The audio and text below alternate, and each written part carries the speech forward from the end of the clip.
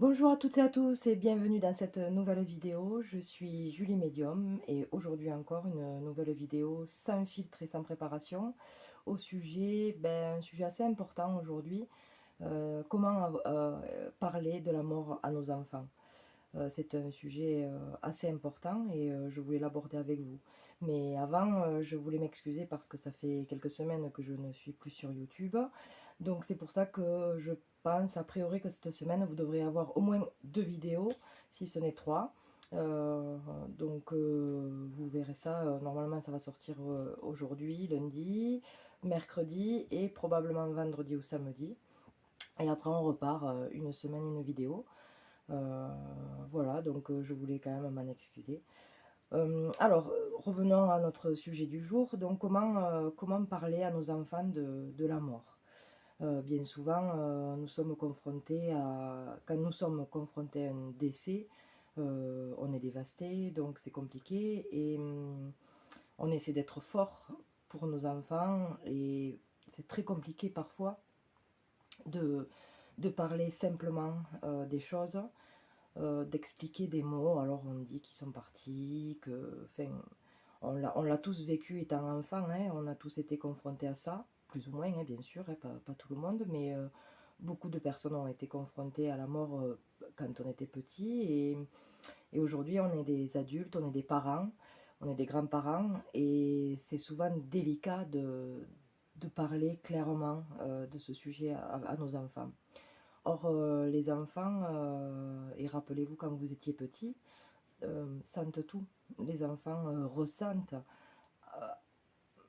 Enfin, je veux dire, la différence entre nous et les enfants, c'est que bien souvent, un enfant n'a pas besoin de verbal, c'est beaucoup de non-verbal, c'est beaucoup de l'ordre du ressenti, euh, de la perception, hein.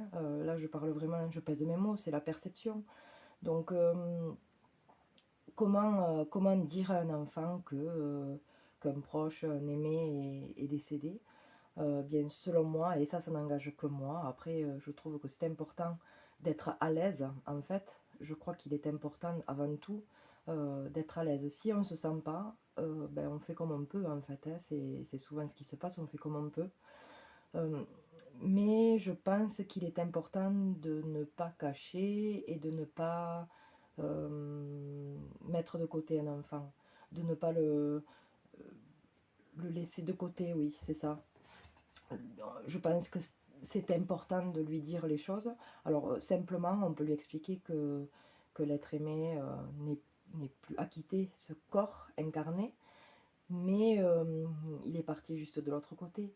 Il est allé de l'autre côté du voile. En fait, on ne le voit pas, on peut le ressentir, mais il n'est pas loin. Parce que finalement, ils ne sont pas très loin, hein, ils sont toujours proches.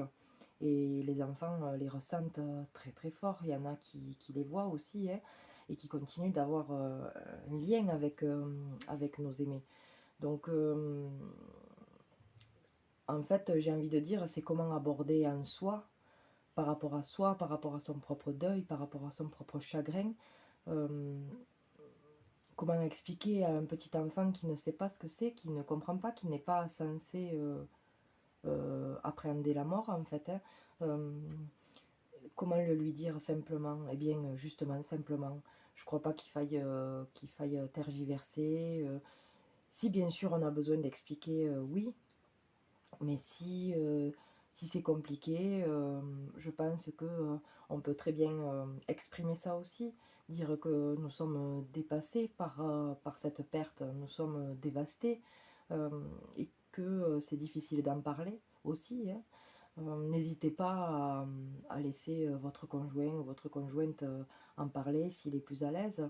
N'hésitez pas à faire appel à vos proches aussi, parce que parfois un petit mot simple permet de désamorcer et de faire que les choses soient plus calmes, plus cool. Donc vraiment, c'est ça, utiliser des mots simples. Il est parti, oui, il est parti, mais où? C'est ça le problème, l'enfant, il va se dire, mais il est parti où? Qu'est-ce qu'il a fait? Euh, il s'est endormi aussi, faites attention à ça. Selon moi, c'est quelque chose qui peut, qui peut être interprété par un enfant endormi. Ça veut dire que si je m'endors, on ne me verra plus. Non, non. Euh, euh, Ce terme peut être employé parce que c'est le cas, hein, le corps s'est endormi définitivement, mais l'âme ne meurt jamais.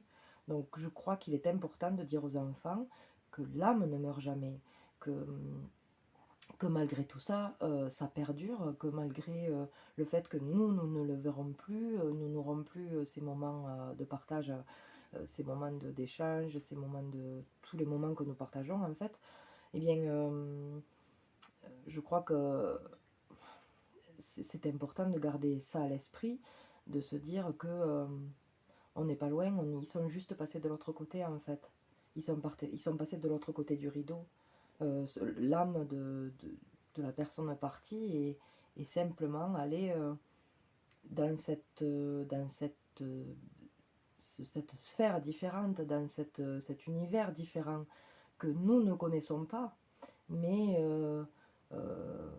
nous savons que c'est agréable. Enfin, nous le savons, nous l'espérons en tout cas. Et je crois qu'il est très important de ne pas cacher ses sentiments à son enfant, de ne pas cacher sa tristesse, sa douleur, son désarroi. Quand on est désemparé, je trouve difficile d'essayer de surmonter ça, alors que ça nous anéantit en fait. Je pense que la meilleure des façons de parler à un enfant de la mort, c'est de lui expliquer que ça fait partie de la vie, qu'on est et puis on meurt. Et que si on regarde partout autour dans la nature, au printemps les feuilles naissent et à l'automne elles meurent, elles tombent. Que les animaux naissent et puis meurent aussi, et que c'est le cycle de la vie ici sur Terre. Donc ça fait partie de la vie. Sauf que ben, aujourd'hui, malheureusement, la mort, la souffrance sont tabous, hein. La vieillesse, tout ça est très tabou, ça fait peur. On ne veut pas le voir, on le cache. C'est très compliqué. Avant, il n'y a pas si longtemps que ça, on veillait les morts à la maison et on n'avait pas de crainte, on n'avait pas de peur. Euh, Après, qu'on en ressente, c'est tout à fait humain et c'est tout à fait normal, j'ai envie de dire. Il n'y a pas de souci, c'est pas grave. Même moi qui suis médium, eh bien j'aime pas voir des êtres morts parce que ça ne représente plus les personnes, bien souvent, hein. J'ai eu peur, hein, de me retrouver dans la chambre avec des gens décédés, avec mes proches qui étaient partis. J'aime pas ça. Et puis il y a eu des fois où j'étais à l'aise et ça passait bien. Et parce que c'est important. J'ai un souvenir de ma grand-mère qui me disait quand elle était petite, hein, avec son frère, ils avaient 6 7 ans, et son oncle était mort. Et ben, sa mère lui disait allez veiller l'oncle, parce que nous on disait l'oncle. Et c'était naturel et il rigolait, enfin ils étaient dans la chambre, bon ça lui plaisait pas trop, elle m'avait dit, mais ils étaient dans la chambre avec son frère et ils rigolaient comme des bossus.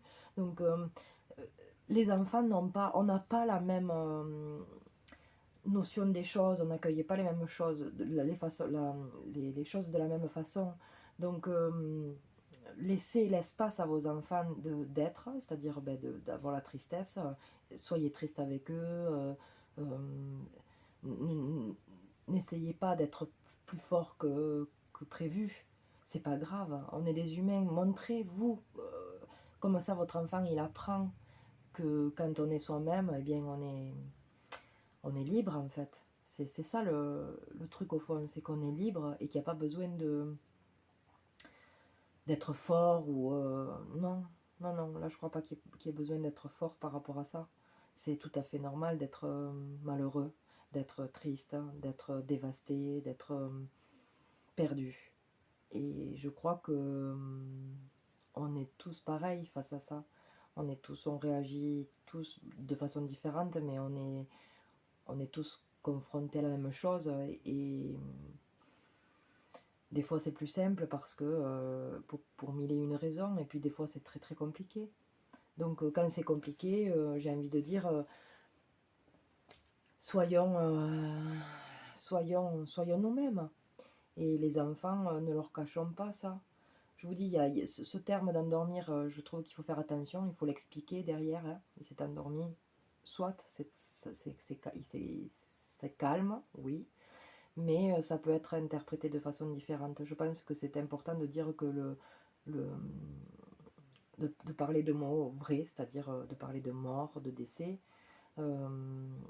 d'endormissement, oui, de partir, de dire qu'il s'est envolé vers de l'autre côté, oui, oui, oui, parce que l'âme vole, entre guillemets, dans notre représentation mentale humaine, mais on peut très bien avoir envie de dire qu'il est allé rejoindre les étoiles, oui, oui, oui, oui, c'est possible, en fait, trouver au fond ce qui vous parle le plus, ce qui vous résonne le plus en fait, hein, ce qui est le plus simple pour vous aussi. Je trouve que le plus important dans la perte d'un être cher, c'est de ne pas, auprès d'un enfant en tout cas, c'est de ne pas cacher ses émotions, de ne pas... on est des adultes mais on est triste, on a le droit de pleurer, on a le droit d'être perdu. Et de dire moi aussi je suis malheureuse ou malheureux, moi aussi je perds pied, moi aussi je sais plus quoi en penser. Donc mon conseil en fait, c'est vraiment, selon moi, le plus important, c'est d'être vous-même, de trouver des mots simples, de trouver des mots qui vous correspondent, des mots qui résonnent en vous, qui sont justes pour vous. De ne pas cacher, euh, de ne pas détourner et de surtout d'accepter ce qui viendra à vous au moment où ça vient en fait, hein. Ça sert à rien de s'en vouloir ensuite, de se dire oh j'ai mal réagi ou j'ai pas fait ce qu'il fallait. Non, non, non, non. Laissez aller, laissez-vous aller en fait, hein. Et c'est comme ça que vous armerez vos enfants d'ailleurs, hein, que vous leur apprendrez à être eux-mêmes, parce que ils vous verront vous-même. Euh, ils vous voient vous-même dans les bons, et là, ça sera l'occasion de vous voir dans les mauvais moments et de vous voir triste. Donc, la mort, ça fait partie de la vie. Je trouve c'est important. Moi, ce que je fais avec ma fille, c'est que je lui explique et je lui ai expliqué que voilà, j'ai fait le lien entre ici, quand on regarde partout dehors, sur la terre, c'est on naît et on meurt. On naît et on meurt, que ce soit les végétaux, les animaux, et on est des animaux, hein, donc la vie débute, elle se poursuit, et puis à un moment donné, elle s'arrête. Et des fois, c'est brutal, c'est tôt, c'est trop tôt, par exemple. Donc, il faut pas cacher. Je pense pas qu'il faille cacher un enfant qu'un proche est parti. Ça, je le crois pas. Je crois que c'est justement l'inverse. Selon moi, il est important de dire ce qui est en vous, mais de dire ce qui est aussi pour la personne qui est partie, d'expliquer aussi. D'où l'intérêt aussi quand, par exemple, il y a des maladies, malheureusement, ça nous prépare à ce départ qui est inexorable et qui est inévitable. Donc, ne cachez pas, dites ce qui se passe, dites ce qu'il y a. Euh, Soyez franc, honnête, avec vos mots, parce que c'est vous. Donc, soyez vraiment honnête. Et vous verrez que quand on est honnête, tout est juste. Donc, en gros, pour résumer et pour répéter un peu, euh, quand on perd quelqu'un et que les enfants sont confrontés avec nous à cette perte, ne soyons pas dans la retenue, ne soyons pas dans la bienséance, entre guillemets, hein, non, soyons vrais, soyons nous, ayons des mots simples, des mots très simples, mais des mots vrais. Hein, ça sert à rien de cacher, c'est quelque chose, la mort, ça fait partie de la vie. Et c'est ça le truc, c'est vraiment de se dire que la mort fait partie de la vie et qu'il y a un début, mais il y a une fin aussi. Et que c'est pas parce que la fin arrive ou la fin est proche que l'on ne peut que l'amour s'en va. Non, au contraire, et c'est ça qui fait vivre nos défunts. C'est que dans notre cœur, à nous, nous sommes, nous les aimons et nous les aimerons jusqu'à la fin d'ailleurs. Donc c'est comme ça que ça se passe. Soyez vous-même, ne soyez pas dur envers vous-même, ne soyez pas exigeant. Voilà. Ne soyez pas exigeant par rapport à vos enfants non plus. Exprimez-leur votre tristesse, votre dépassement. Et des fois, les enfants le sentent, donc ils vont être plus agacés et nous on est dévastés, donc on n'a pas de patience et des fois c'est un peu dur. Ben, n'hésitez pas à dire que c'est dur, n'hésitez pas à pleurer, n'hésitez pas à vous montrer à nu, à être vous-même, quoi. Donc c'était selon moi la façon d'aborder la mort auprès des enfants. J'espère que ça vous aura plu. Bon, c'est une petite vidéo sur un sujet qui est assez important quand même, hein. Donc, mais courte, relativement courte, parce que finalement, selon moi, la clé, c'est d'être soi-même, de ne pas cacher, d'employer des mots simples, d'employer des mots vrais, d'employer les mots justes, d'employer les mots que l'on ressent en fait, hein. Donc c'est pour ça qu'il n'y a pas besoin d'épiloguer pendant 3 quarts d'heure. Je trouve que c'est simple, clair, net et précis en fait.